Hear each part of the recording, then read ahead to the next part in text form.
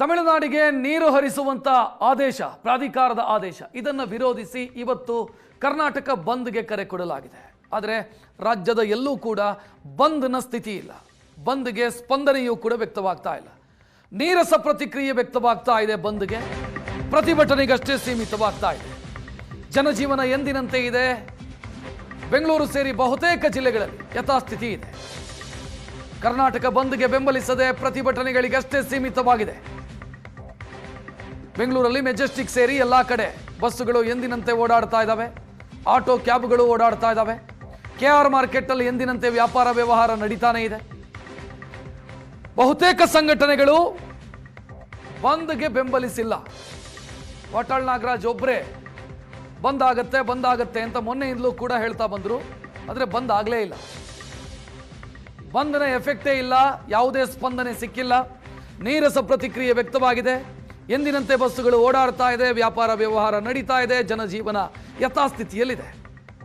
ಪೊಲೀಸರು ಮುನ್ನೆಚ್ಚರಿಕಾ ಕ್ರಮವನ್ನು ತೆಗೆದುಕೊಂಡಿದ್ದಾರೆ. ಹೆಚ್ಚುವರಿ ಪೊಲೀಸರನ್ನ ಕೆಲ ಸೂಕ್ಷ್ಮ ಪ್ರದೇಶಗಳಲ್ಲಿ ನಿಯೋಜಿಸಲಾಗಿದೆ. ದೃಶ್ಯಗಳನ್ನು ನೋಡ್ತಾ ಇದ್ದೀರಿ. ಒಂದು ಮೆಜೆಸ್ಟಿಕ್, ಮತ್ತೊಂದು ಸ್ಯಾಟಲೈಟ್. ಎರಡೂ ಬಸ್ ನಿಲ್ದಾಣಗಳಲ್ಲೂ ಕೂಡ ಯಾವತ್ತಿನಂತೆ ಜನ ಓಡಾಡ್ತಾ ಇದ್ದಾರೆ. ಬಸ್ಸುಗಳ ಸಂಚಾರ ಯಥಾಸ್ಥಿತಿ ಇದೆ.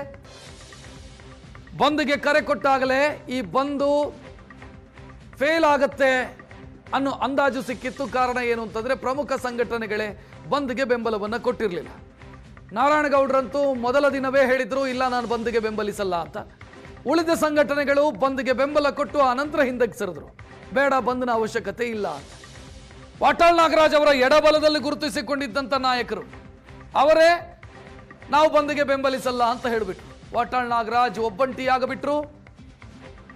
ಒಬ್ಬಂಟಿಯಾಗಿದ್ದೀನಿ ಅಂತ ಗೊತ್ತಿದ್ರು ಕೂಡ ಇಲ್ಲ ಬಂದ್ ಆಗೇ ಆಗತ್ತೆ ಅಂತ ನಿನ್ನೆವರೆಗೂ ಕೂಡ ಮಾತನಾಡಿದ್ರು. ಬಟ್ ಇವತ್ತು ನೋಡಿದ್ರೆ ಎಲ್ಲೂ ಬಂದೂ ಆಗಿಲ್ಲ, ಎಂಥದೂ ಆಗಿಲ್ಲ.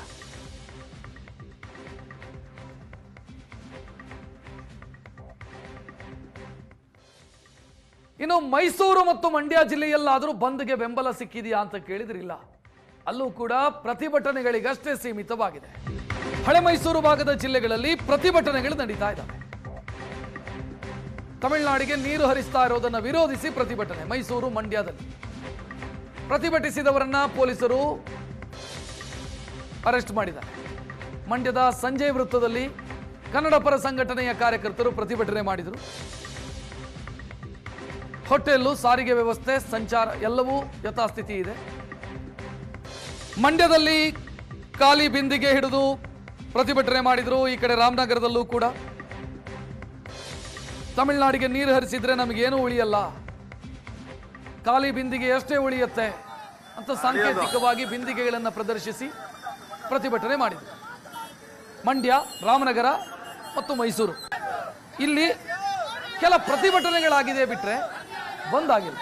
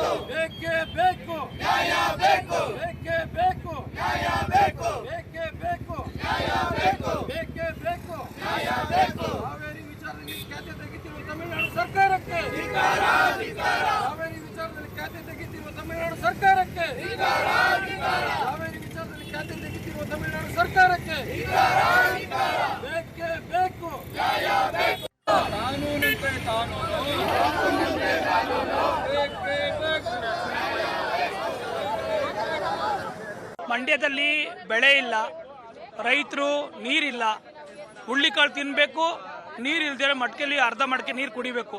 ಇಂಥ ಸ್ಥಿತಿಲಿ ರೈತರು ಇದ್ದೀವಿ. ರಾಜ್ಯದ ಮುಖ್ಯಮಂತ್ರಿಗಳು ನಾನು ನೀರು ಬಿಟ್ಟಿಲ್ಲ, ಕರ್ನಾಟಕ ಬಂದ್ ಮಾಡಬೇಡಿ ಅಂದ್ರು. ಆದರೆ ಕಪಿನಿಂದ 10 TMC ನೀರು ತಮಿಳುನಾಡು ಕೊಟ್ಟಾಯ್ತು. ನಮ್ಮ ನೀರು ನಮ್ಮ ಹಕ್ಕಿಗಾಗಿ ಹೋರಾಟ ಮಾಡಿದಂಥ ಮುಖ್ಯಮಂತ್ರಿಗಳು, ರಾಜ್ಯ ಸರ್ಕಾರ ಇವತ್ತೇನಾದ್ರೂ ಮೇಕೆದಾಟು ಯೋಜನೆ ಮಾಡಿದ್ರೆ 10 TMC ಹೆಚ್ಚು ನೀರು ಮೇಕೆದಾಟು ಯೋಜನೆಯಲ್ಲಿ ಉಳಿತಾ ಇತ್ತು. ನೀಜು ಬೆಂಗಳೂರು ನಗರ, ರಾಮನಗರ ಜನರ ಜಿಲ್ಲೆಗೆ ಕುಡಿಯೋ ನೀರು ಯೋಜನೆ ಆಗ್ತಾ ಇತ್ತು. ಹಾಗಾಗಿ ಮಹತ್ವದ ಯೋಜನೆನ ನೀವೇ ತಂದಂತ ಹೋರಾಟಗಾರರು ಯಾಕೆ ಈ ತರದ ನಿರ್ಧಾರವನ್ನ ಹಿಂದೆ ಸರಿತಿದ್ದೀರಾ? ಮೇಕೆದಾಟು ಯೋಜನೆ ನೀವು ಅಧಿಕಾರಕ್ಕೆ ಬಂದು ನೀವೇ ಆ ಅಧಿಕಾರವನ್ನ ಮರ್ತೋದ್ರೆ ರೈತರಿಗೆ ಮಾಡೋ ದೊಡ್ಡ ಅನ್ಯಾಯ ಆಗ್ತದೆ. ರಾಜ್ಯದ ಮುಖ್ಯಮಂತ್ರಿಗಳೇ, ಯಾವುದೇ ಕಾರಣಕ್ಕೂ ನೀವು ಮಹತ್ವದ ಯೋಜನೆ ಕಾವೇರಿ ಸಮಸ್ಯೆಗೆ ಪರಿಹಾರ ಮೇಕೆದಾಟು ಯೋಜನೆ ಮಾಡಬೇಕು ಅನ್ನೋ ಆಗ್ರಹವನ್ನ ಮಾಡ್ತಾ ಇದೀವಿ. ಸರ್, ಹವಾಮಾನ ಇಲಾಖೆ ಹೇಳವ್ರೆ ಈ ಸಲ ಭೀಕರವಾದ ಬರಗಾಲ ಬರುತ್ತೆ ಅಂತ. ಆ ಉದ್ದೇಶಕ್ಕೆ ಸರ್ಕಾರ ಏನಂತ ಹೇಳ್ತು, ನೀವು ಯಾವುದೇ ಕಾರಣಕ್ಕೂ ಬೆಳೆ ಒಡ್ಲೇಬೇಡಿ ಅಂತ ಹೇಳಿದ್ರು. ಬೆಳೆ ಒಡ್ಬೇಡಿ ನಮ್ಗೆ ಹೇಳಿ, ಈಗ ಕಷ್ಟಪಟ್ಟು ಹೆಂಗೋ 109 ಅಡಿ KRS ಅಲ್ಲಿ ನೀರು ತುಂಬದೆ. ಈ ಸಮಯದಲ್ಲಿ CWME ಏನು ಆದೇಶ ಮಾಡದೆ 12,000 ಕ್ಯೂಸೆಸ್ ನೀರ್ನ ಬಿಡ್ಲೇಬೇಕು ಅಂತ ಆದೇಶ ಮಾಡದೆ. ಹಂಗೇನಾರ ಬಿಟ್ರೆ KRS ತುಂಬಾ ಬರಿದಾಯ್ತದೆ. ಅವ್ರಿಗೆ 16 TMC ನೀರು ಹೋದ್ರೆ ಯಾವುದೇ ಕಾರಣಕ್ಕೂ KRS ಅಲ್ಲಿ ನೀರು ಇರುವುದೇ ಇಲ್ಲ. ನಮ್ಗೆ ಬೆಳೆ ಬೆಳಿಕಲ್ಲ, ಕುಡಿಯಕ್ಕೂ ಕೂಡ ನೀರಿಲ್ಲ. ಹಂಗಾಗಿ ನಾವು ಇವತ್ತು ಖಾಲಿ ಮಡಕೆ ಹಿಡ್ಕೊಂಡು ಮತ್ತು ಹುಳಿಕಾಳು ತಿನ್ಕೊಂಡು ಪ್ರತಿಭಟನೆ ಮಾಡಿ ಈ ಸರ್ಕಾರಕ್ಕೆ ಮನವರಿಕೆ ಆಗಬೇಕು. ಏನಂತ ಅಂದ್ರೆ ಯಾವುದೇ ಕಾರಣಕ್ಕೂ ಸರ್ವ ಪಕ್ಷಗಳು ಸಭೆ ಸೇರಿ ನೀರನ್ನ ಬಿಡ್ಲೇಬಾರ್ದು ಅಂತ ಆದೇಶ ಮಾಡಬೇಕು ಅಂತ ನಮ್ಮ ಆಗ್ರಹ. ಸರ್, ಇವತ್ತು ನಮಗೆ ಒಗ್ಗಟ್ಟು ಎಲ್ಲರಲ್ಲೂ ಬರಬೇಕು. ಕಾರಣ ಏನಪ್ಪಾ ಅಂದ್ರೆ ಇವತ್ತು ಎಲ್ಲ ರಾಜಕೀಯ ಪಕ್ಷಗಳು ಹೇಗೆ ವರ್ತಿಸ್ತಾವೋ ಅದೇ ರೀತಿ ಸಂಘಟನೆಗಳು ವ್ಯಕ್ತಿಗತ ಸಂಘಟನೆಗಳಾಗಿವೆ. ವ್ಯಕ್ತಿಗತ ಸಂಘಟನೆಗಳಲ್ಲಿ ಭದ್ರತೆ ಇಲ್ಲದೆ ಇರೋದು ಕೂಡ ರಾಜಕೀಯದವ್ರಿಗೆ ಬಹಳ ಅನುಕೂಲ ಆಗಿದೆ. ಇದಕ್ಕೆ ಕಾರಣ ಏನಪ್ಪಾ ಅಂದ್ರೆ ಎಲ್ಲ ಕನ್ನಡಿಗರು ಒಗ್ಗೂಡ್ಬೇಕು. ಇವತ್ತು ಯಾರು ಹೋರಾಟಗಾರರು ಹೊಸದಾಗಿ ಉಡಲ್ಲ ಸರ್, ರಾಜಕಾರಣಿಗಳು ಉಡ್ತಾರೆ, ಗುತ್ತಿಗೆದಾರರು ಉಡ್ತಾರೆ, ಆದರೆ ಯಾರು ಹೋರಾಟಗಾರರು ಉಡ್ತಾ ಇಲ್ಲ. ಇದಕ್ಕೆ ಕಾರಣ ಏನು ಅಂದರೆ ನಮ್ಮೆಲ್ಲರ ವ್ಯವಸ್ಥೆ ಆಗಾಗಿದೆ. ಇವತ್ತು ಕೆಂಪನಂಜಮ್ಮಣಿಯವರು ಇವತ್ತು ಕನ್ನಂಬಾಡಿ ಕಟ್ಟಕ್ಕೆ ಅವ್ರ ಮನೆ ಒಡವೆ ಎಲ್ಲನೂ ಕೊಟ್ಟರು. ಅದನ್ನ ನಮ್ಮ ಹಕ್ಕುಗಳನ್ನ ನಾವು ರಕ್ಷಣೆ ಮಾಡೋಕ್ಕೆ ನಾವು ಜವಾಬ್ದಾರಿಯುತವಾಗಿ ಆಗಬೇಕಾಗಿದೆ. ಇವತ್ತು ಈ ಜಿಲ್ಲೆಯ ಸಮಸ್ಯೆ ಮುಖ್ಯ, ಈ ರಾಜ್ಯದ ಸಮಸ್ಯೆ ಮುಖ್ಯ. ಕನ್ನಡಿಗರ ಎಲ್ಲ ಪ್ರತಿಯೊಂದು ಹಕ್ಕುಗಳಿಗೂ ನಾವೆಲ್ಲರೂ ಜವಾಬ್ದಾರಾಗಿ ಕೆಲಸ ಮಾಡಬೇಕಾಗಿದೆ. ಅದನ್ನು ಅರ್ತು ನಾವೆಲ್ಲರೂ ಕಾವೇರಿ ಪ್ರಾಧಿಕಾರಕ್ಕೆ ಮತ್ತು ಏನು ನ್ಯಾಯಾಲಯಕ್ಕೆ ಸರಿಯಾದ ದಾಖಲೆಗಳನ್ನ ಕೊಡ್ದೇನೆ ಇವತ್ತು ನಮ್ಗೆ ಅನ್ಯಾಯ ಆಯ್ತಾ ಇದೆ. ಇವತ್ತು ನಮ್ಮ ನಾಳದಂತ ಎಲ್ಲ ರಾಜಕೀಯ ಪಕ್ಷಗಳು ನೀರು ಬಿಟ್ಟಿರವೆ, ಯಾರು ಏನು ಸಾಚ ಇಲ್ಲ. ನಾವು ಈ ಹೋರಾಟದ ಮುಖಾಂತರ ನಾವು CM ಅವ್ರನ್ನ ನಿಂದಿಸ್ತಾ ಇಲ್ಲ, ಅರ್ಥ ಮಾಡ್ಕೊಳ್ಳಿ. ನೀವು ನಮ್ಮ ರೈತರ ಮಗ ಅಂತ ಎಷ್ಟು ಒಂದು ದೊಡ್ಡ ಮಟ್ಟದಲ್ಲಿ ಹೇಳ್ತಿರೋ ಆ ರೈತರ ಮಗನಾಗೆ ನಡ್ಕೊಳ್ಳಿ ಅಂತ ನಾವು ಕೇಳ್ತಿದೀವಿ. ವಾಟಾಳ್ ನಾಗರಾಜ್ ಅವರು ಕರೆ ಕೊಟ್ಟಿರುವಂತ ಕರ್ನಾಟಕ ಬಂದ್ಗೆ ರಾಜ್ಯದ ಬಹುತೇಕ ಜಿಲ್ಲೆಗಳಲ್ಲಿ ನೀರಸ ಪ್ರತಿಕ್ರಿಯೆ ವ್ಯಕ್ತವಾಗಿದೆ. ಎಲ್ಲೂ ಬಂದಾಗಿಲ್ಲ. ಯಾವತ್ತಿನಂತೆ ಜನಜೀವನ ಇದೆ, ವಾಹನ ಸಂಚಾರ ಯಾವತ್ತಿನಂತೆ ಇದೆ. ದಕ್ಷಿಣ ಕರ್ನಾಟಕದಲ್ಲೇ ಬೆಂಬಲ ಸಿಕ್ಕಿಲ್ಲ, ಉತ್ತರ ಕರ್ನಾಟಕದಲ್ಲಂತೂ ಬಂದ್ ಅನ್ನೋದು ಗೊತ್ತೇ ಇಲ್ಲ. ದಾವಣಗೆರೆ, ಚಾಮರಾಜನಗರ, ಬೆಳಗಾವಿ, ಹುಬ್ಬಳ್ಳಿ, ಚಿಕ್ಕಮಗಳೂರು ಎಲ್ಲ ಕಡೆ ಬಂದ್ಗೆ ಯಾವ ಬೆಂಬಲವೂ ಸಿಕ್ಕಿಲ್ಲ. ಜಿಲ್ಲಾ ಕೇಂದ್ರಗಳಲ್ಲಿ, ಅದರಲ್ಲೂ ಎಲ್ಲ ಜಿಲ್ಲಾ ಕೇಂದ್ರಗಳಲ್ಲ, ಕೆಲ ಜಿಲ್ಲಾ ಕೇಂದ್ರಗಳಲ್ಲಿ ಪ್ರತಿಭಟನೆಗಳಾಗಿದೆ. ಜನರ ಓಡಾಟ, ಶಾಲಾ ಕಾಲೇಜು ಬಸ್ಸುಗಳ ಓಡಾಟ ಯಾವತ್ತಿನಂತೆ ಇದೆ. ನೋಡ್ತಾ ಇದ್ದೀರಿ, ಇದು ವಿಜಯಪುರ ಜಿಲ್ಲೆ. ಅಲ್ಲಿ ಬಂದ್ನ ಯಾವುದೇ ಎಫೆಕ್ಟ್ ಇಲ್ಲ. ಬಂದ್ ಇದೆ ಅಂತಾನೂ ಕೂಡ ಅಲ್ಲಿನ ಜನರಿಗೆ ಗೊತ್ತಿಲ್ಲ. ಬಂದ್ಗೆ ಕರೆ ಕೊಟ್ಟಿದ್ದಾರೆ ಅನ್ನೋದು ಕೂಡ ಗೊತ್ತಿಲ್ಲದಂಥ ಸ್ಥಿತಿ. ಕಲಬುರಗಿಯಲ್ಲೂ ಹಾಗೇನೆ, ಯಾವುದೇ ಬೆಂಬಲ ಸಿಕ್ಕಿಲ್ಲ. ದಾವಣಗೆರೆಯಲ್ಲೂ ಕೂಡ, ಮಧ್ಯ ಕರ್ನಾಟಕದ ದಾವಣಗೆರೆಯಲ್ಲೂ ಕೂಡ ಬಂದ್ಗೆ ಬೆಂಬಲ ಸಿಕ್ಕಿಲ್ಲ. ನೀರಸ ಪ್ರತಿಕ್ರಿಯೆ ವ್ಯಕ್ತವಾಗಿರೋದು.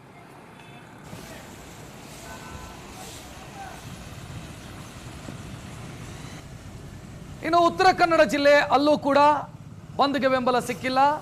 ಚಿಕ್ಕಮಗಳೂರಿನಲ್ಲೂ ಕೂಡ ಬಂದ್ಗೆ ಬೆಂಬಲ ಇಲ್ಲ. ಧಾರವಾಡ ಜಿಲ್ಲೆಯಲ್ಲೂ ಕೂಡ 3 ಜಿಲ್ಲೆಗಳ ದೃಶ್ಯವನ್ನ ನೀವು ನೋಡ್ತಾ ಇದ್ದೀರಿ. ಬೆಳಗಾವಿ ಜಿಲ್ಲೆಯಲ್ಲಾದರೂ ಬಂದ್ಗೆ ಬೆಂಬಲ ಸಿಕ್ಕಿದೆಯಾ ಅಂತ ಕೇಳಿದ್ರೆ ಅಲ್ಲೂ ಕೂಡ ಇಲ್ಲ. ಕೊಪ್ಪಳದಲ್ಲೂ ಇಲ್ಲ, ಪ್ರತಿಭಟನೆಯಾಗಿದೆ ಅಷ್ಟೇ. ತುಮಕೂರಲ್ಲೂ ಕೂಡ ಯಾವ ಬೆಂಬಲವೂ ಕೂಡ ಸಿಕ್ಕಿಲ್ಲ.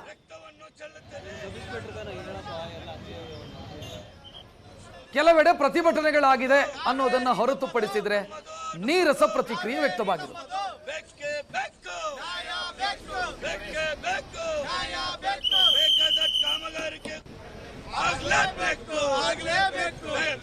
ಕಾಮಗಾರಿಗೆ ಆಗಲೇಬೇಕು. ಬೆಕ್ಕೆ ಬೇಕು ರಕ್ತವನ್ನು ಚೆಲ್ಲುತ್ತೇವೆ ರಕ್ತವನ್ನು ಚೆಲ್ಲುತ್ತೇವೆ ರಕ್ತವನ್ನು ಚೆಲ್ಲುತ್ತೇವೆ ನಮ್ಮದು ನಮ್ಮದು ನಮ್ಮದು ನಮ್ಮದು ಬೆಕ್ಕೆ ಬೇಕು ಅಯ್ಯಯ್ಯೋ ಬೆಕ್ಕೆ ಬೇಕು ನಮ್ಮದು ನಮ್ಮದು ಹೆಚ್ಚಿನ ಡೀಟೇಲ್ ನೀಡೋದಕ್ಕೆ ನಮ್ಮಿಬ್ಬರು ಪ್ರತಿನಿಧಿಗಳು ರೆಡಿ ಇದ್ದಾರೆ. ಹರೀಶ್ ಮೆಜೆಸ್ಟಿಕ್ನಲ್ಲಿದ್ದಾರೆ, ಪ್ರವೀಣ್ ವಾಟಾಳ್ ನಾಗರಾಜ್ ಅವರ ಮನೆಯ ಬಳಿ. ನಾನು ಹರೀಶಿಂದಲೇ ಶುರು ಮಾಡ್ತೀನಿ. ಹರೀಶ್, ಪೀಕ್ ಅವರು ಈಗ, ಸೊ ಏನಾದರೂ ಎಫೆಕ್ಟ್ ಆಗಿದೆಯಾ ಮೆಜೆಸ್ಟಿಕ್ಕಲ್ಲಿ?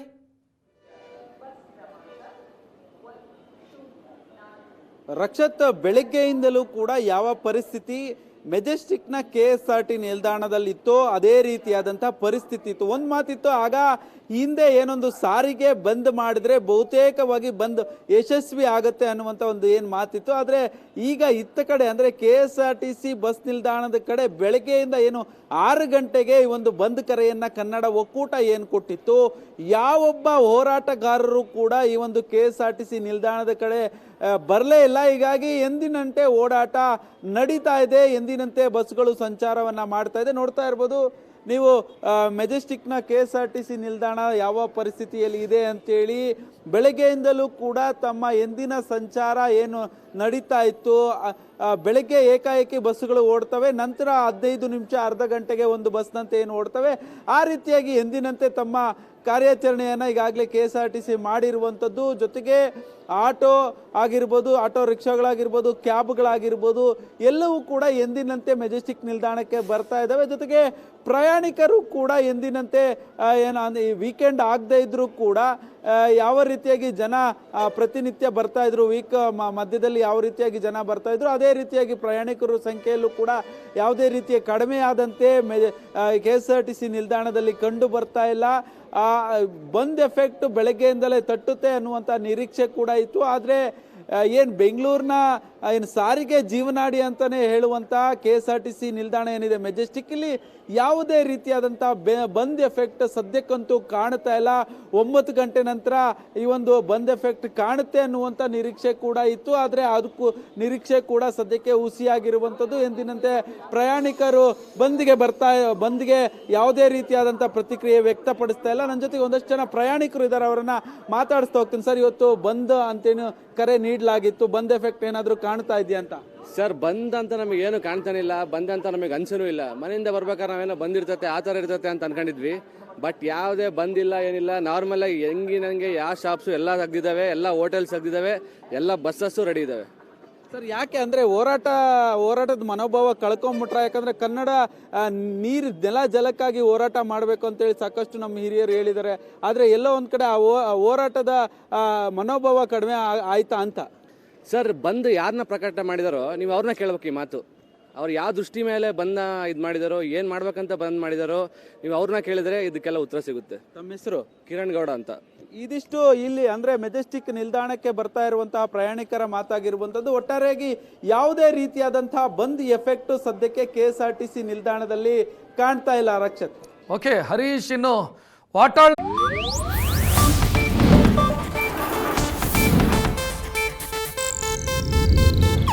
ಇದು ಏಷ್ಯಾನೆಟ್ ನ್ಯೂಸ್ ನೆಟ್ವರ್ಕ್ ಪ್ರಸ್ತುತಿ.